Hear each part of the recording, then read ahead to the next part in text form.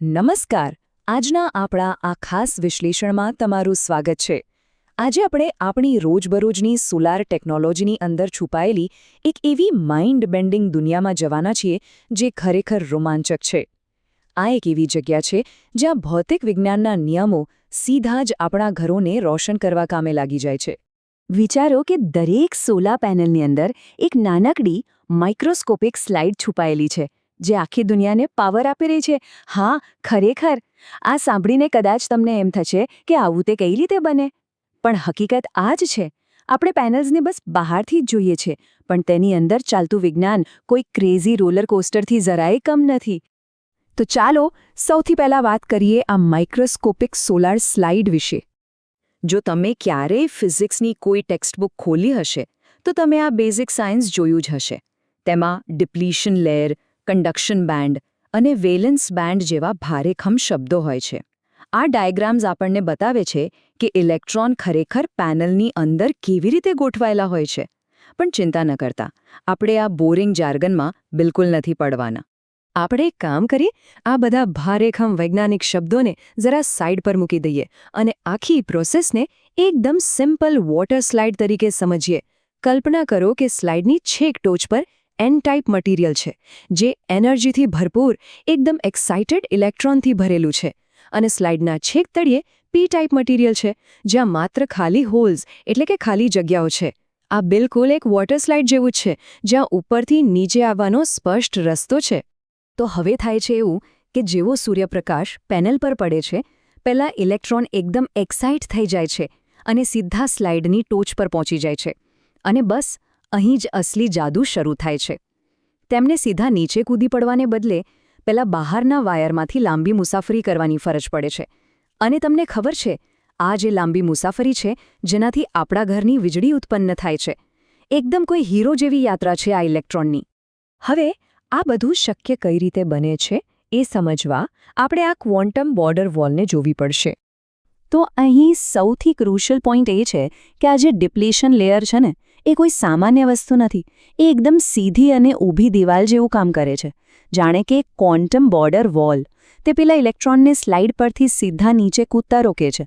વિચાર કરો, જો આ દિવાલ ન હોત ને તો આપણી આખી ઇલેક્ટ્રિકલ સિસ્ટમ જ ફેલ થઈ જાત, વીજળી જ ન બની શકત. પણ ઊભા રહો, પિક્ચરમાં એક વિલનની એન્ટ્રી થાય છે, અને તે છે આપણો અંતિમ દુશ્મન, રીકોમ્બિનેશન. હવે પ્રોબ્લેમ ક્યાં આવે છે ખબર છે? ક્યારેક આ ઇલેક્ટ્રોન બહુ જ આળસુ બની જાય છે. આપણા ઘરને પાવર આપવા માટે પેલા વાયરમાંથી આટલી લાંબી મુસાફરી કરવાને બદલે તેઓ શોર્ટકટ મારી લે છે. તેઓ વાયરમાં જવાને બદલે સીધા જ સ્લાઇડ પરથી નીચે પેલા ખાલી છિદ્રોમાં પાછા પડી જાય છે. સાયન્સની ભાષામાં આ આળસની આ પ્રક્રિયાને જ રીકોમ્બિનેશન કહેવાય છે. અને આનું પરિણામ બહુ ખરાબ આવે છે. આ આળસુ ઇલેક્ટ્રોન બહારના વાયરને બાયપાસ કરી દે છે, એટલે વીજળી ઉત્પન્ન થતી જ નથી. તેના બદલે આપણી આટલી કિંમતી સૌર ઊર્જા માત્ર ને માત્ર ગરમી તરીકે વેડફાઈ જાય છે. પેનલ ગરમ જરૂર થાય છે, પણ પાવર ઝીરો. ખરેખર આ એક બહુ મોટું નુકસાન છે. પણ ડરવાની જરૂર નથી, કારણ કે અહીં આવે છે એચજેટી ક્વોન્ટમ બાઉન્સર. હવે આધુનિક એન્જિનિયરિંગ આ જૂના પરંપરાગત જંકશનને કેવી રીતે હેક કરી રહ્યું છે તે જાણવું ખરેખર માઇન્ડ બ્લોઈંગ છે. વૈજ્ઞાનિકો હવે એચજેટી એટલે કે હેટરો જંકશન ટેકનોલોજી લઈને આવ્યા છે, જે 2026 માટે એક મોટો ગેમ ચેન્જર છે. આમાં તેઓ પીએન જંકશનની બરાબર વચ્ચે એમોર્ફિસ સિલિકોનનું એક અત્યંત પાતળું પડ મૂકી દે છે. શાબ્દિક રીતે કહીએ તો આ એક માઇક્રોસ્કોપિક ક્રાંતિ છે. આ પાતળું પડ જાણે કોઈ ક્લબના કડક ક્વોન્ટમ બાઉન્સર જેવું કામ કરે છે. હા, બરાબર સાંભળ્યું, આ એકદમ પરફેક્ટ બેરિયર છે. તે પેલા ઇલેક્ટ્રોનને સરળતાથી વાયરમાં તો કૂદી જવા દે છે, પરંતુ જેવો કોઈ આળસુ ઇલેક્ટ્રોન પાછું નીચે પડવાનો પ્રયત્ન કરે એટલે આ બાઉન્સર તેને ત્યાં જ અટકાવી દે છે. આ બાઉન્સર તેમને પકડીને કામ કરવાની ફરજ પાડે છે, અને તેનાથી શું થાય? રીકોમ્બિનેશનની સમસ્યા હંમેશ માટે પૂરી. Literally zero wastage. અને આ ક્રાંતિને લીધે આપણે હવે કાર્યક્ષમતાના બધા રેકોર્ડ તોડી રહ્યા છીએ. આ જ કારણ છે કે આધુનિક એચજેટી પેનલ્સ હવે 25%થી વધુની કાર્યક્ષમતા હાંસિલ કરી રહી છે. આ સાંભળવામાં કદાચ નાનો આંકડો લાગે, પણ ઇન્ડસ્ટ્રી માટે આ એક બહુ જ મોટો, વિશાળ માઇલસ્ટોન છે.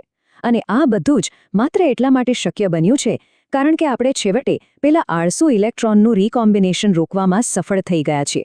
એમને કામે લગાડવાનું જ અદ્ભુત રિઝલ્ટ છે. તો હવે જતાં હું તમને એક બહુ જ રોમાંચક સવાલ પૂછવા માંગુ છું.